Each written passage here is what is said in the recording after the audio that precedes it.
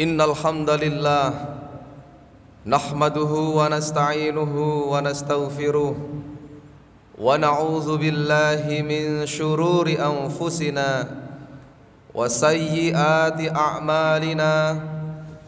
Man yahdihillahu fala mudilla lahu wa man yudlil fala hadiya lahu. Ashhadu an la ilaha illallah wahdahu la syarika lahu wa ashhadu anna Muhammadan abduhu wa rasuluh.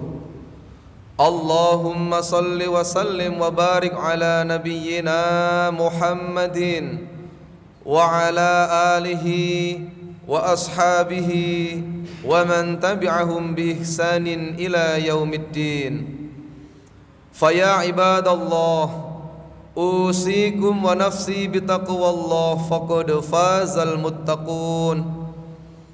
Qala Allah Ta'ala fil Qur'anil Karim, a'udzu billahi minasy syaithanir rajim. Ya ayyuhalladzina amanu taqullaha haqqa tuqatih wa la tamutunna illa wa antum muslimun. Ya ayyuhalladzina amanu taqullaha wa qulu qawlan sadida yuslih lakum a'malakum wa yaghfir lakum dhunubakum wa man yuti'illaha wa rasulahu faqad faza fawzan 'azima.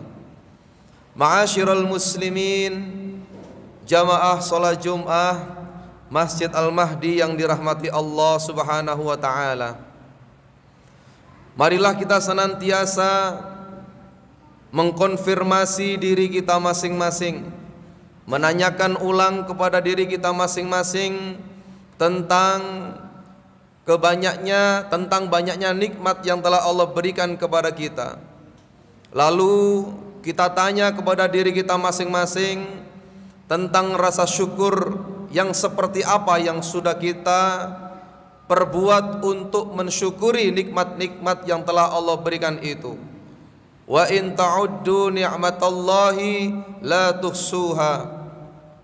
Karena kalau kita menghitung nikmat yang telah Allah berikan kepada kita, niscaya kita tidak akan pernah sanggup untuk menghitungnya.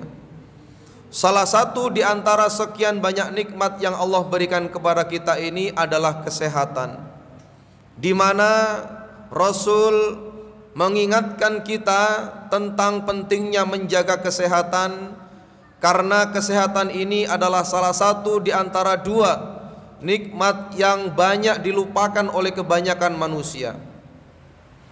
Rasulullah sallallahu alaihi wasallam bersabda dalam hadis riwayat Muslim, ni'matani maghbunun katsirun alaihi ma'anin nas, as-sihhatu wal faragh. Ada dua nikmat yang sering dilupakan oleh kebanyakan manusia, yaitu nikmat sehat dan nikmat waktu luang. Tidak hanya itu, Rasul juga mengingatkan kepada kita tentang menjaga pentingnya yang 5 sebelum datang yang 5. Hadis Baihaqi, Rasul bersabda, "Igtanim khamsan qabla khamsin." Jagalah 5 perkara sebelum datang 5 perkara. Yang pertama adalah syababaka qabla haramika. Kita diminta untuk menjaga masa muda kita sebelum nanti datang masa tua kita. Yang kedua, wasihhataka qabla saqamika. Kita diminta oleh Rasul untuk menjaga waktu sehat kita sebelum tiba masa sakit kita. Yang ketiga adalah wa ghinaka qabla faqrika. Kita diminta menjaga masa kaya kita sebelum tiba masa miskin kita. Yang keempat adalah wa faraghaka qabla syughlika. Kita diminta untuk menjaga masa sempat kita sebelum datang masa sempit kita. Dan yang terakhir adalah wa hayataka qabla mautika. Kita diminta untuk menjaga masa hidup kita sebelum tiba masa maut kita. Jamaah sholat Jumat yang dirahmati Allah, tubuh yang telah Allah berikan kepada tubuh yang telah diberikan Allah kepada kita ini mestinya kita harus jaga. Salah satunya adalah dengan memperhatikan betul kesehatan yang kita miliki ini. Karena manusia terdiri atas jasmani dan rohani, maka kita harus memperhatikan kedua-duanya. Kita harus memperhatikan bagaimana kesehatan jasmani kita, dan juga kita harus perhatikan bagaimana kesehatan rohani kita. Dengan kita memperhatikan kedua kesehatan ini, maka insya Allah kita akan lebih optimal dan maksimal dalam menjalankan aktivitas-aktivitas duniawi kita, dan kita akan lebih maksimal di dalam kita beribadah kepada Allah Subhanahu wa taala. Mari kita bayangkan ketika kesehatan jasmani kita terganggu, lebih-lebih yang kemudian menderita penyakit-penyakit yang akut, menderita penyakit-penyakit yang kronis. Tentu akan banyak biaya yang kita keluarkan. Tentu rasa saat beribadah ketika kita sakit jauh terasa lebih tidak nikmat dibandingkan kita beribadah dikala kita masih sehat. Oleh karena itu, marilah kita perhatikan bagaimana cara-cara Rasulullah menjaga kesehatan jasmaninya. Pertama, Rasulullah sallallahu alaihi wasallam senantiasa bangun subuh. Bahkan sebelum subuh Rasulullah sallallahu alaihi wasallam sudah bangun. Jika dilihat dari sisi kesehatan, maka sesungguhnya udara di pagi hari, khususnya di waktu-waktu menjelang dan pada saat subuh, ini belum terkontaminasi dengan polusi-polusi udara.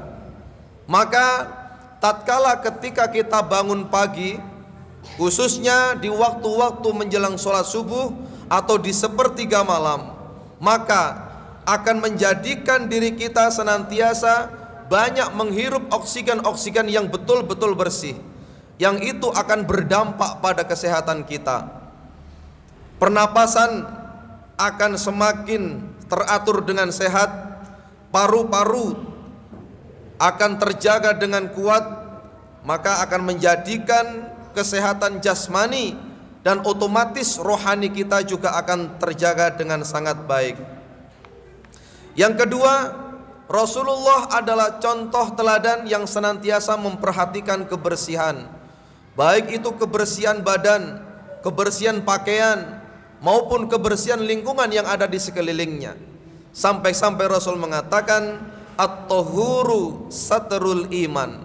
Kebersihan itu adalah sebagian daripada iman.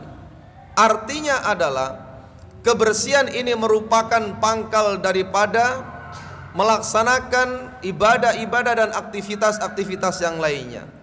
Maka dalam banyak kitabul fikih yang banyak dibahas pertama itu, di bab-bab awal itu adalah tentang toharoh, adalah tentang bersuci. Kalau urusan-urusan bersucinya sudah tuntas, maka insya Allah urusan-urusan yang lain juga akan tuntas. Sholat yang kita kerjakan hari ini, kalau urusan bersucinya kita sudah tuntas, wudunya sudah baik dan benar, mengikuti cara-cara Rasulullah berwudu, maka insya Allah sholat kita pun akan menjadi benar. Sebaliknya, kalau cara kita berwudu saja masih salah, kalau cara kita berwudu saja masih asal-asalan, maka otomatis sholat kita tidak akan diterima oleh Allah Subhanahu wa ta'ala. Sampai-sampai kemudian Rasul mengatakan tentang kebersihan menjaga mulut adalah tentang mencontohkan bersiwak. Laula an asyukko ala ummati, jika saja aku tidak memberatkan umatku, maka akan aku wajibkan bersiwak bagi umatku semuanya. Tetapi itu dirasa berat, akhirnya tidak menjadi satu hukum yang wajib bagi umat Rasulullah sallallahu alaihi wasallam untuk bersiwak.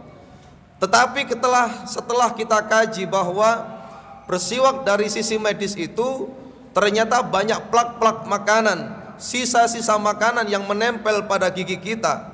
Ketika kita tidak membersihkannya dengan baik, maka akan menyebabkan saraf-saraf yang ada dalam gigi kita ini terganggu. Dan saraf-saraf pada gigi kita ketika terganggu, maka akan berpengaruh terhadap saraf-saraf yang lainnya.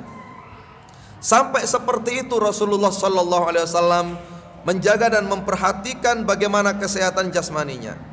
Yang ketiga, kita diminta, dicontohkan oleh Rasulullah untuk makan dan minum secukupnya, tidak berlebih-lebihan. Rasulullah juga dalam hal makan ini senantiasa memperhatikan bagaimana cara-cara Rasulullah makan. Dalam hadis yang disampaikan oleh Ibnu Ka'ab bin Malik, dari bapaknya berkata, karena Rasulullah Sallallahu Alaihi Wasallam yakulu bi thalathi asabi'a wa yal'aqu yadahu qabla ayyam sahaha. Rasulullah itu kalau makan dengan menggunakan 3 jari, dan beliau menjilatinya sebelum mencuci tangannya.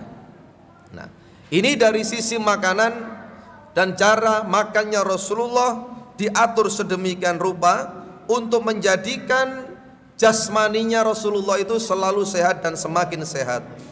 Kemudian yang keempat yang dilakukan oleh Rasulullah adalah selalu berjalan kaki. Banyak berjalan kaki. Rasulullah kalau berdakwah dari satu tempat ke tempat yang lainnya, ini sering memilih berkendara dengan menggunakan jalan kaki. Dengan kita berjalan kaki, maka pernapasan akan lebih teratur. Urat-urat kemudian tidak menjadi kaku. Akhirnya inilah kemudian yang kita contoh untuk menjadikan kesehatan jasmani kita semakin sehat.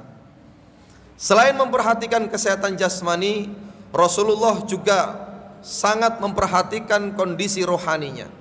Sebab ketika hanya jasmani saja yang sehat, sementara rohaninya sakit, maka itu adalah kondisi yang tidak berimbang. Ma'asyiral muslimin, jamaah salat Jumat rahimakumullah. Bagaimana kemudian Rasulullah mencontohkan menjaga rohaninya? Rasulullah memilih untuk menjadikan rohaninya ini diisi dengan banyak-banyak zikrullah. Dalam Quran surat Ar-Ra'd ayat 28, Allah Subhanahu wa taala berfirman, a'udzubillahi minasyaitonir rajim, innal ladzina amanu wa tatma'innu qulubuhum bidzikrillah, ala bidzikrillah tatma'innul qulub. Sesungguhnya orang-orang yang beriman dan orang-orang yang ingin menjadikan hatinya ini tentram, mereka memilih jalan untuk mengingat Allah dengan cara berzikir. Dan ketahuilah, hanya dengan berzikir maka akan menjadikan hati ini semakin tenang. Ma'asyiral muslimin, jamaah salat Jumat rahimakumullah. Kalau kesehatan jasmani, saat kemudian kita merasa sakit, maka biasanya yang sering atau yang pertama kali merasakan sakit itu adalah yang bersangkutan. Dan kalau kita merasa sakit, sudah banyak rumah sakit, sudah banyak klinik-klinik dan sebagainya. Bahkan sekian banyak obat sudah ditawarkan. Tetapi ketika kita merasakan itu adalah sakit rohani, maka biasanya yang merasakan sakit itu lebih awal adalah orang lain. Dampak dari penyakit rohani itu justru orang lain. Seperti halnya kikir, seperti halnya hasad, seperti halnya sombong dan sebagainya. Itu yang merasakan lebih awal adalah orang lain. Dan itu belum banyak rumah sakitnya, dan belum banyak klinik-kliniknya, dan tentu juga belum banyak obatnya. Maka tugas kita adalah memastikan dan mengkonfirmasi kesehatan jasmani kita sehat, kesehatan rohani kita juga sehat. Insya Allah dengan kedua kesehatan itu, yakni kesehatan jasmani dan rohani, akan menjadikan diri kita ini semakin optimal dan maksimal di dalam kita bekerja, di dalam kita bermuamalah, di dalam kita beribadah kepada Allah Subhanahu wa taala.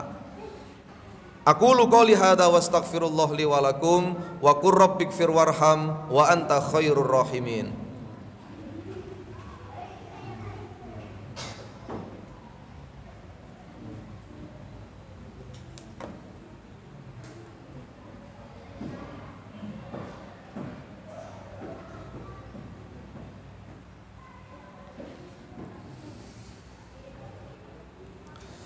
Alhamdulillah, alhamdulillahilladzi hadana lihadza wa ma kunna linahtadiya laula an hadanallah. Asyhadu an la ilaha illallah wahdahu la syarikalah wa asyhadu anna Muhammadan abduhu wa rasuluh. Allahumma salli wa sallim wa barik ala nabiyyina Muhammadin wa ala alihi wa ashabihi wa man tabi'ahum bi ihsanin ila yaumiddin. Ma'asyiral muslimin, jamaah salat Jumat yang dirahmati Allah. Selain kita mencontoh bagaimana Rasulullah menjaga jasmaninya dengan cara bangun pagi atau bangun lebih awal, dan lebih baik adalah di sepertiga malam. Lalu bagaimana Rasulullah menjaga kebersihan, baik itu kebersihan badannya, kebersihan pakaiannya, kebersihan lingkungannya, atau juga ketika kita mencontoh Rasulullah bagaimana cara makan dan jalannya, kita juga harus memperhatikan bagaimana input kita, yaitu apa yang kita masukkan ke dalam tubuh kita. Tentu sebagai seorang muslim, kita diperintahkan oleh Allah untuk makan atau memakan makanan itu yang halalan thayyiban.